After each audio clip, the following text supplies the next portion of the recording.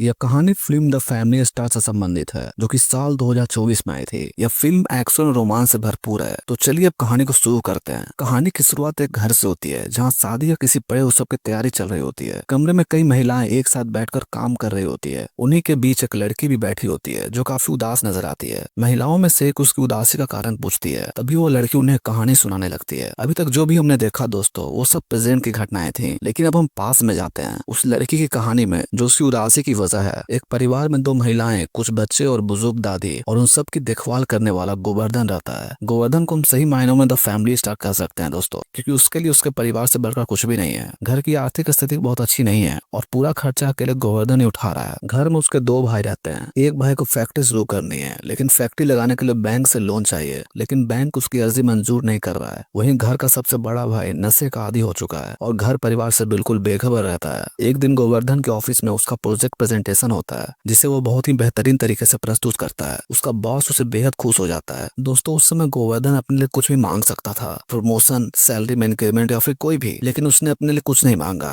उसने बस अपने भाई के लिए बैंक का लोन पास करवाने की बात रखी। यह देखकर उसका बॉस भी भावुक हो जाता है। इसी ऑफिस में एक लड़की पिछले 3 साल से गोवर्धन को पसंद करती है और उसे प्रपोज भी कर चुकी है, लेकिन गोवर्धन के लिए परिवार की जिम्मेदारियां ही सबसे पहले है। उसे प्यार या रिश्ते के लिए अपने जीवन में खाली जगह ही नहीं मिल पाती। एक शाम जब वो ऑफिस में घर लौटता है, तो रोज की तरह छत वाले कमरे में जाकर आराम करने की सोचता है, लेकिन तभी उसकी माँ उसे रोक देती है, क्योंकि वह कमरा उन्होंने किसी को किराए पे दे दिया है। यह सब सुनकर गोवर्धन को काफी गुस्सा आता है और वो गुस्से से ऊपर जाता है ताकि वो किराएदार का सामान बाहर फेंक सके। गोवर्धन जैसे ही ऊपर जाता है, तभी वो वहाँ एक लड़की को देखता है। उस लड़की का नाम इंदु रहता है, जिसे हमने कहानी की शुरुआत में भी देखा था दोस्तों। जिस गुस्से से गोवर्धन ऊपर जा रहा था, इंदु को देखकर उसका सारा गुस्सा ठंडा हो जाता है और उसे अपने घर से बाहर निकालने का भी इरादा उसका पूरा खत्म हो जाता है। धीरे धीरे इंदु भी गोवर्धन के परिवार को अपनाने लगती है। एक दिन हमेशा की तरह गोवर्धन का बड़ा भाई नशे की हालत में घर लौटता है। गोवर्धन उसे समझाता है कि ये गलत आदतें छोड़ दो, लेकिन इसके बदले में उसका भाई गोवर्धन को एक जोर का थप्पड़ मार देता है। यहाँ पे दिलचस्प बात ये रहती है कि ये थप्पड़ खाने के बाद भी गोवर्धन दुखी नहीं होता, बल्कि भीतर से खुश हो जाता है, क्योंकि उसे लगता है कि कम से कम उसके भाई ने उसे ध्यान से देखा तो सही, चाहे वो ध्यान दर्द के रूप में ही क्यों ना हो। इधर दूसरी तरफ इंदु का प्यार और अपनापन गोवर्धन के मन में गहराई से जगह बना चुका था। लेकिन एक दिन गोवर्धन को इंदु की लिखी हुई एक किताब मिलती है और उसी किताब में उसके परिवार की गरीबी, संघर्ष और मिडिल क्लास जीवन का चित्रण होता है। यह देखकर गोवर्धन के मन में तूफान उठ जाता है। उसे लगता है कि इंदु का यह रिश्ता, यह अपनापन, यह हंसी बात सब नाटक था। उसके हिसाब से इंदु को तो बस अपने लिए कहानी चाहिए था, एक बेबस संघर्ष करता हुआ गरीब परिवार, जिसकी दर्द भरी जिंदगी को वह किताब में बेच सके। यह सोचकर गोवर्धन गुस्से में सीधे इंदु के कॉलेज पहुंच जाता है। वह इंदु को बहुत बुरा भला करता है और अपने भावनाओं के साथ खिलवाड़ करने के लिए उसे थप्पड़ भी मार देता है, यह जाने बिना कि इंदु की अपनी जिंदगी कैसी रही है, उसका अपना अतीत क्या है। दोस्तों, जब गोवर्धन को इंदु के असली बैकग्राउंड के बारे में पता चलेगा, तो उसके पैरों तले जमीन खिसक चुकी होगी। गोवर्धन अपनी गरीबी पर लिखे गए किताब से काफी ज्यादा प्रभावित होता है। उसे बस जल्दी से पैसा कमाना था और इंदु को दिखाना था कि वो गरीब हताश इंसान नहीं है। इसीलिए वो काफी एक बड़े कंपनी में जॉब खोजने जाता है, और क्योंकि गोवर्धन का बैकग्राउंड अपने जॉब के लिए काफी बेहतर रहता है, इसीलिए उसे वो कंपनी रख लेती है। गोवर्धन उस कंपनी के मालिक से अपनी सैलरी एडवांस में मांगता है। इसके बाद वो बात बात पर अपनी नई बनी औकात इंदु को कॉल करके दिखाता रहता था। एक दिन कंपनी के हेड गोवर्धन को अपने ऑफिस में बुलाते हैं। जैसे गोवर्धन अंदर जाता है, वो देखता है कि पहले से इंदु बैठी रहती है। कंपनी के हेड गोवर्धन को अमेरिका में एक प्रोजेक्ट कंप्लीट करने के लिए भेज रहे होते हैं, जहां वो बोलते हैं कि तुम ये प्रोजेक्ट इंदु के अंदर करोगे, जो कि इस कंपनी की सीईओ है। ये सुनने के बाद गोवर्धन पूरी तरीके से हिलसा गया। अब उसे समझ में ये नहीं आ रहा था कि अब ये कंपनी में उसकी जॉब है या भी नहीं, लेकिन इंदु ऐसा नहीं करती है दोस्तों, वो उसे जॉब से नहीं निकालती है। आखिर अब वो दोनों अमेरिका जाने के लिए एयरपोर्ट पर बैठे थे, लेकिन जब गोवर्धन को पता चलता है कि इंदु की फ्लाइट बिजनेस क्लास में है और इसकी इकोनॉमिक में है, तो फिर से वो गुस्सा करने लगा। अरे सीधी बात थी दोस्तों, इंदु उस कंपनी की मालकिन थी और कहाँ ही एक नॉर्मल एम्प्लॉय। अपनी बराबरी इंदु से, शुक्रिया तो इसे दोस्तों इंदु का करना चाहिए, जिसकी जॉब अभी तक सेफ है। फाइनली गोवर्धन को भी टिकट बिजनेस क्लास में कंफर्म कर दी जाती है, लेकिन इसमें भी एक ट्विस्ट है दोस्तों, जो मैं आपको अभी नहीं बताऊंगा। अभी फिलहाल आप वेट करिए। जैसे जैसे दिन बढ़ते चला जाता है, वैसे गोवर्धन और इंदु का अमेरिका का प्रोजेक्ट भी खत्म होने के कगार पर आता है। एक दिन गोवर्धन देखता है कि उसकी सैलरी में से काफी कम अमाउंट उसे मिला है। ये जानने के लिए वो कंपनी के फाइनेंस डिपार्टमेंट में कॉल करता है। वहाँ उसे पता चलता है कि अमेरिका जाने की इकोनॉमी से बिजनेस क्लास की टिकट उसी के सैलरी से काट कर किया गया था। ये जानकर गोवर्धन काफी चिढ़ जाता है और काफी टेंस भी हो जाता है, क्योंकि उसे अपने सैलरी के काफी पैसे वो अपने घर भेजा करता था, वहाँ के सारे जरूरतों को पूरा करने के लिए। लेकिन इस बार वो कैसे भेजेगा? इसी मुश्किल का हल करने के लिए गोवर्धन इंदु से मदद मांगता है, पर उसे इंदु से कोई भरोसा नहीं था। लेकिन एक दिन उसके घर से उसके बड़े भाई का कॉल आता है कि कोई तुम्हारे कंपनी से पैसे लेकर आया है और वेरिफिकेशन के लिए कॉल किया है। बाद में सच जानने के बाद वो पैसे इंदु नहीं उसके घर में भिजवाए थे। गोवर्धन इंदु को इसके लिए शुक्रिया बोलता है और और धीरे धीरे उनके बीच की दूरियां अब खत्म होने लगती है और वो फिर पहले जैसे एक हो जाते हैं। लेकिन एक पार्टी फंक्शन में गोवर्धन से एक औरत ने सवाल पूछा कि अब तुम दोनों शादी क्यों नहीं कर लेते, तुम दोनों साथ में कितने अच्छे लगते हो। इसके जवाब में गोवर्धन वही अपने पुराने गुस्से को याद करता है और अपनी नफरत इंदु के प्रति दिखाता है। यहाँ पे सब कुछ ठीक रहता दोस्तों, अगर इंदु गोवर्धन की कड़वी बातें नहीं सुनती, लेकिन इंदु गोवर्धन के पीछे ही खड़ी रहती है और उसकी सारी बातें सुन लेती है। इस हादसे के बाद इंदु कहीं खोए खोए दिखती है और गोवर्धन को इग्नोर भी करती है। समय निकलते चला जाता है और दोनों अमेरिका का प्रोजेक्ट कंप्लीट करके इंडिया वापस लौटते हैं।